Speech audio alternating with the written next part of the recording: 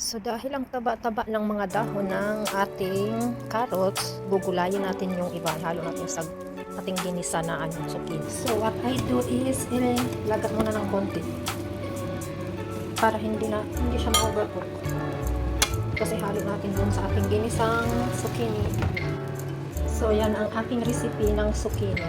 May dahon ng carrots, guys. Para madagdagan yung ating vitamina kasi mataba yung mga dahon ng aking carrots sa labas. So dahon ito ng carrots. So we make another recipe sa dahon ng carrots. So nilaga ko muna ng konti para lumambot siya. Then ang ating 3 eggs. So may dahon pa ng carrots. Then ang ating hiniwang sibuyas. Ayan na siya. Tinanggal na natin yung tubig at na-shake na din natin yung ating egg. Let's go. So, yung aking egg, nilagyan ko na yun ng pampalasa, asin, o kung ano mang gusto nyo pampalasa. Tapos yung kulay green na yan, petersilie, nilagay ko.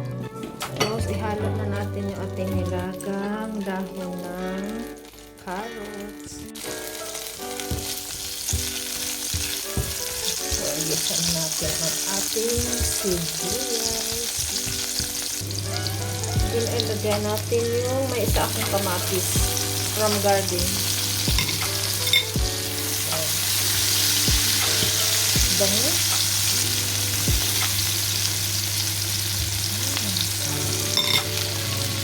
Yan, ilagay na natin yung ating onion.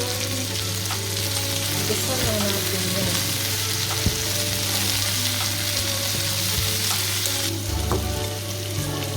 So, ito, yan. Babad na yan. So, nilagay ko na yung aking gulay.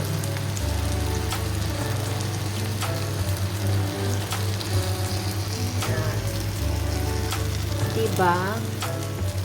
Mura na, healthy pa. Hindi lang puro egg ang ipiprito natin. Lagyan din natin ng gulay.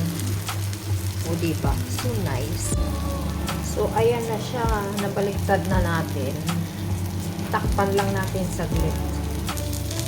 Ang bango. Luto na siya. Para siya tuloy yung pizza. Oh.